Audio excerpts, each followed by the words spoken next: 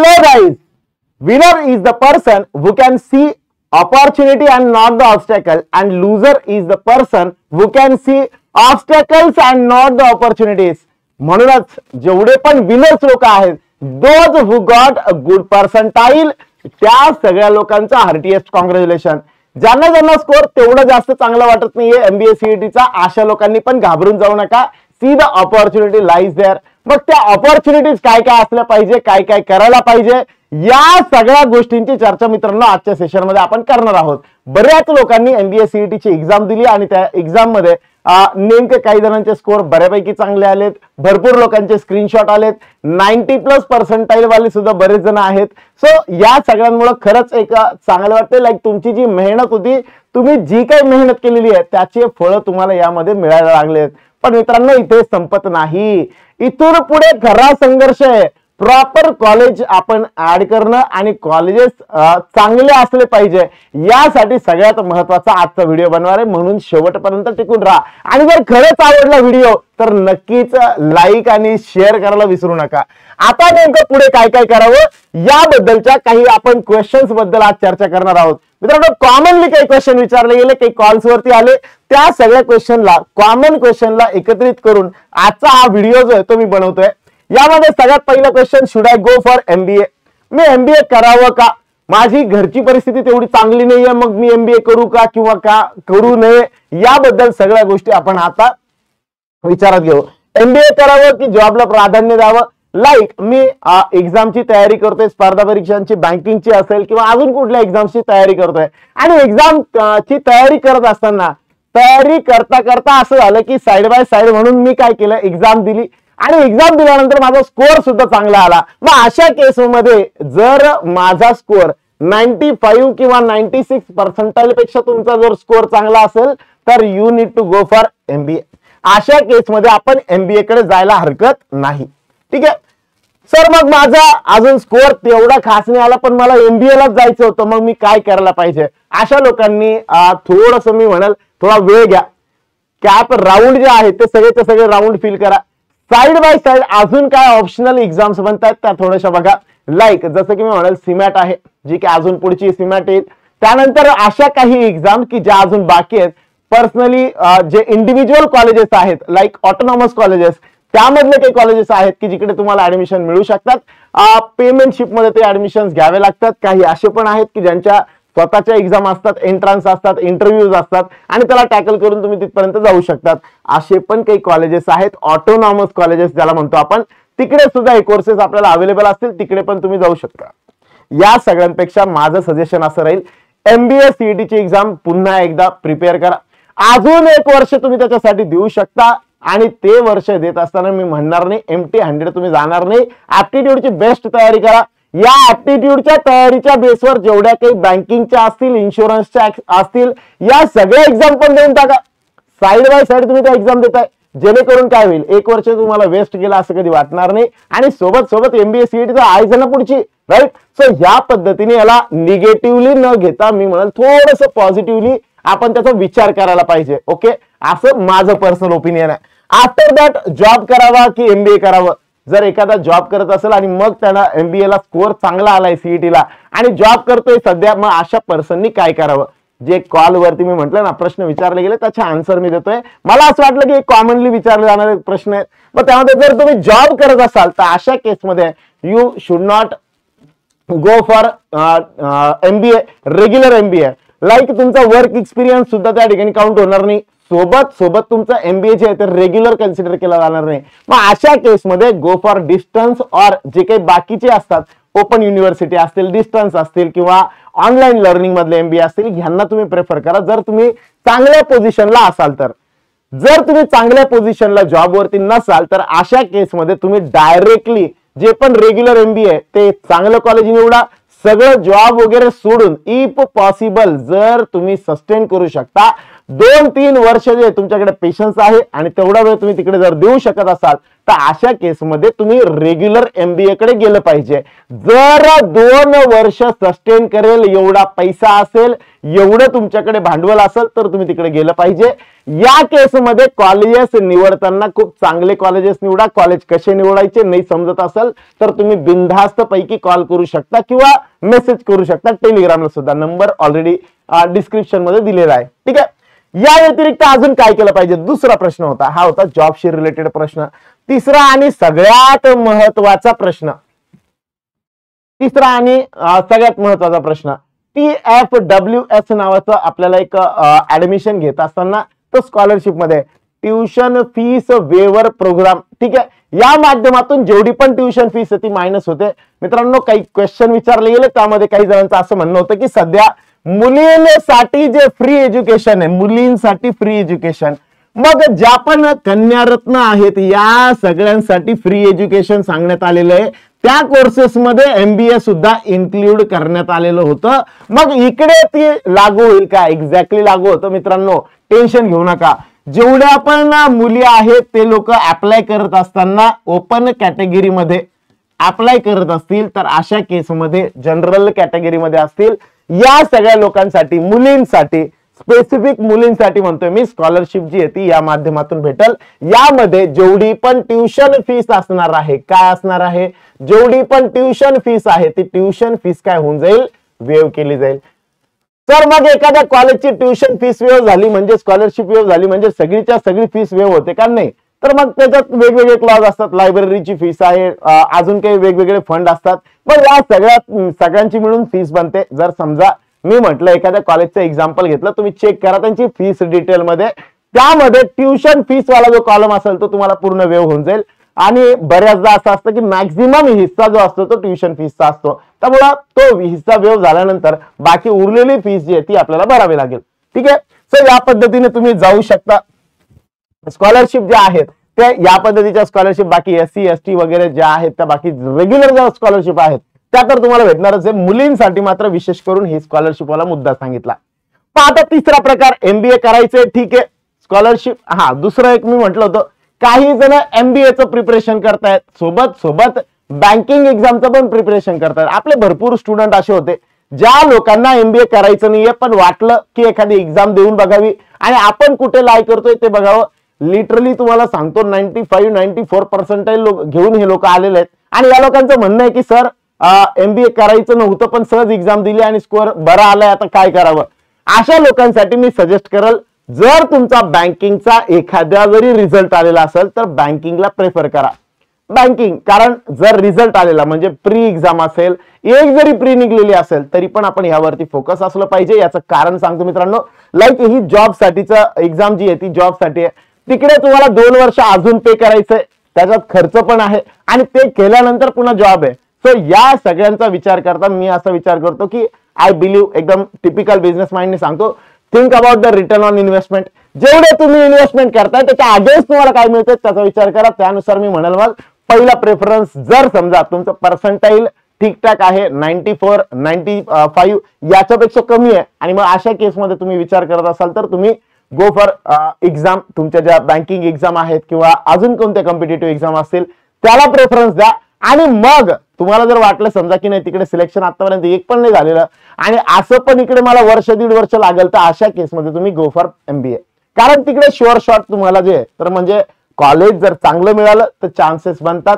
At least 5-6 लाखाचं package जे आहे, ऍव्हरेज पॅकेज म्हणतो मी, या टाईपचे तुम्हाला त्यामध्ये मिळू शकतात. सो म्हणून हा एक विचार करा, बट कॅल्क्युलेटेड रिस्क असली पाहिजे. थोडंसं विचार करा, प्रॉपरली डिसिजन घ्या आणि त्या पद्धतीने जा. ओके, आता हा झाला स्कॉलरशिप वाला मुद्दा. मग आता पुढची प्रोसेस काय काय असणार आहे, पुढच्या प्रोसिजर मध्ये काय काय आहे? Registration, log in, full type details, category details, qualification detail, personal data, हे सगळं आपण ऑलरेडी केलं. आणि मग नंतर आपण गेलो FC कडे.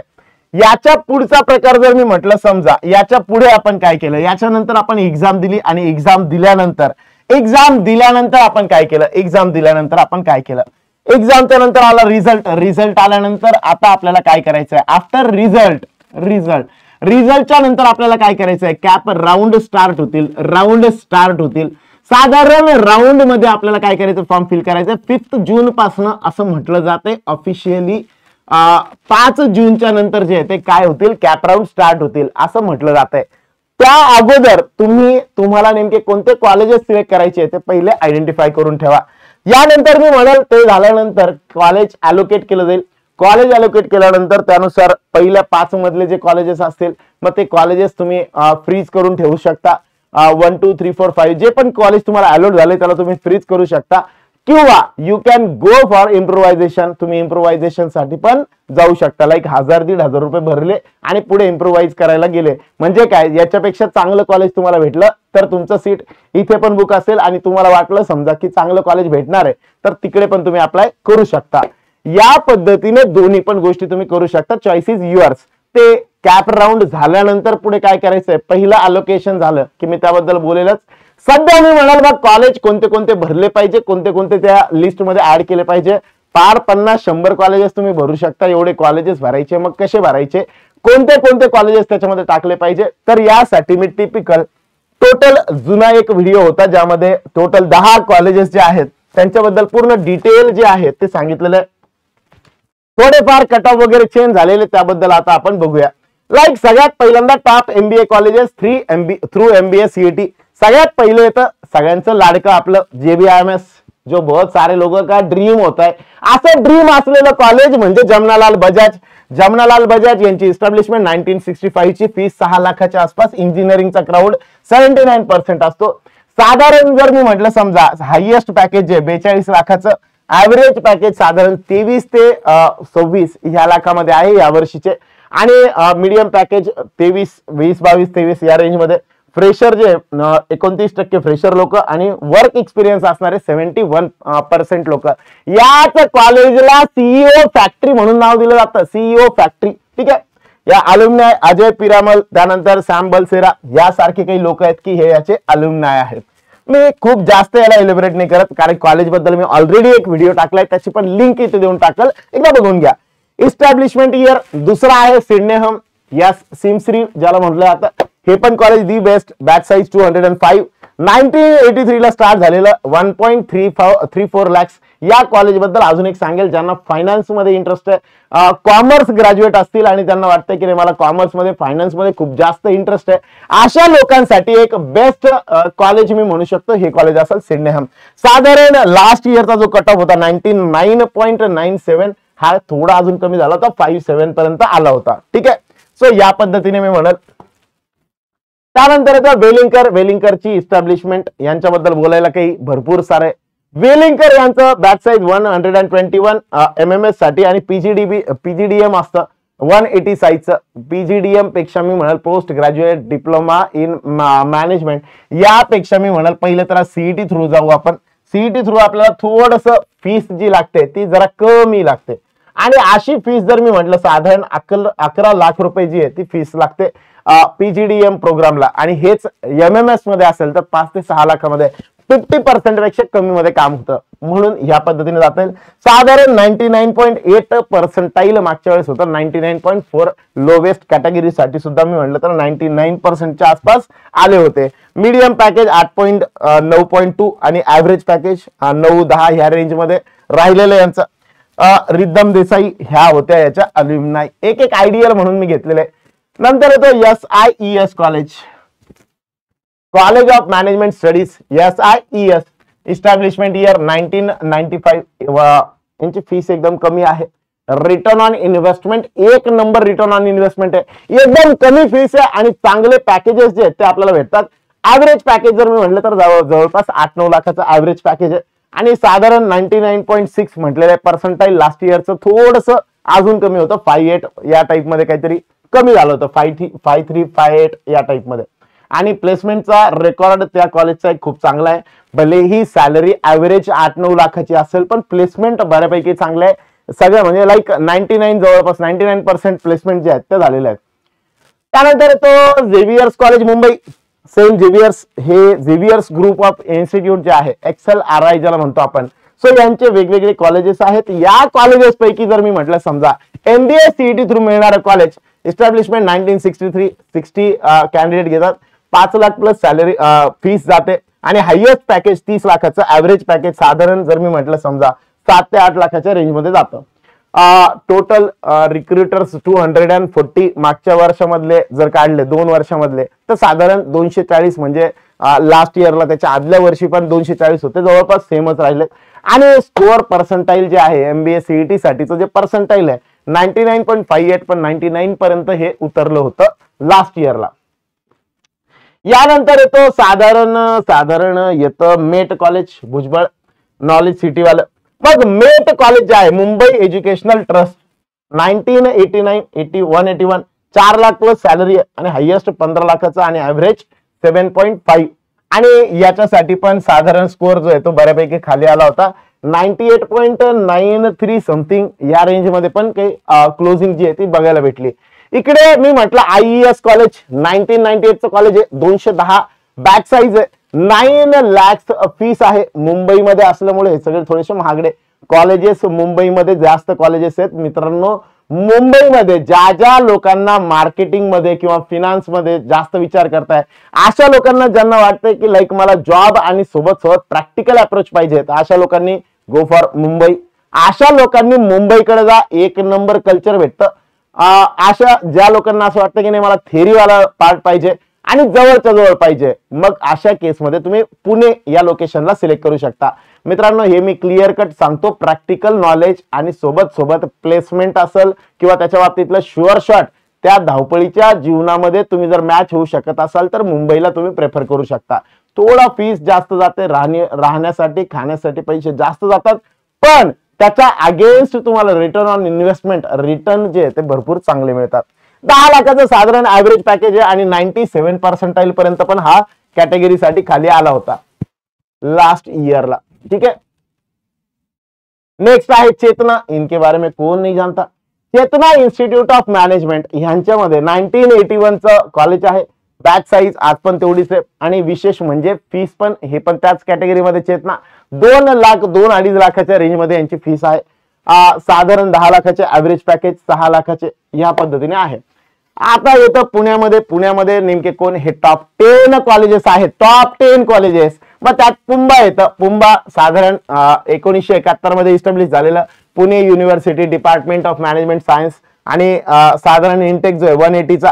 Highest package 18.97, average package 8.10 lakh per annum. Recruiters जे आहेत ते वेगवेगळे रिक्रुटर्स आणि मागच्या वर्षी साधारण काही कॅटेगरीमध्ये बऱ्यापैकी 97-98 या रेंज मध्ये आलं होतं, पण मी सांगतो मित्रांनो यावर्षी 99.9 पर्सेंटाईल वरती जाईल. फक्त 96-97 पर्सेंटाईल तुम्हाला फिजिकली हँडिकॅप जे आहेत त्या केसमध्ये तुम्हाला तिथपर्यंत भेटतील. ठीक आहे, बाकी कॅटेगरी वाले पण बऱ्यापैकी वरती असतील 99.9 मध्ये चला. ठीक आहे, सो लिस्ट म्हटलं तर 99.96 म्हणा किंवा 63 म्हणा, ह्या रेंज मध्ये त्याच्यापेक्षा खाली ते उतरणं पॉसिबल वाटत नाही. याचं एकमेव कारण सांगतो, पुण्यात दी बेस्ट म्हटलं तर सगळ्यात मॅक्झिमम लोकांचा प्रेफरन्स जो असेल या वर्षीच्या हिशोबाने जे पर्सेंटाईल मिळालेले आहेत त्यानुसार मला असं वाटतं की 99 पर्सेंटाईल वरतीच 99.50 लिस्ट म्हटलं तरी पण 99.70 आसपास 9.70 आसपास फर्स्ट राउंडचा कट ऑफ जो येतो 99.70 आसपास राहील पुंबासाठी. ये तजुर्बा कहता है, देखते. चलो या पद्धतीने दुसरं मी म्हटलं समजा COEP पुण्यामधलं COEP इंजिनिअरिंग वालं कॉलेज आहे, आता इस्टॅब्लिश झालेलं कॉलेज आहे असं आपल्याला वाटतं. पण 20-21 असून सुद्धा एवढं फॉर्मला आहे, भयानक फॉर्मला आहे. 99 पर्सेंटाईल 98.6 पर्सेंटाईल हे लास्ट इयरचं आहे. लास्ट इयरचं जर मी म्हटलं त्याच्या अगोदरचं लास्ट इयरला मी म्हटलं हेच साधारण 99 पॉईंट समथिंग वरती क्लोज झालं होतं. आय थिंक 99.58 समथिंग काहीतरी असं आहे यांचा. या कट ऑफला जे तर लास्ट इयरला ते क्लोज झाले. 7 lakh per annum average package आणि 40 लाखाचं पॅकेज जे ते मिळालं होतं हायएस्ट पॅकेजेस मध्ये आणि फीस मात्र 2 लाख रुपये. आता हे कॉलेज अचानक एवढं फॉर्मला का आलं, कारण हे मुळामध्ये आहे कोणतं engineering college. Engineering college COEP यांचं सगळ्या कंपन्यांसोबत बऱ्यापैकी टाईप आहे.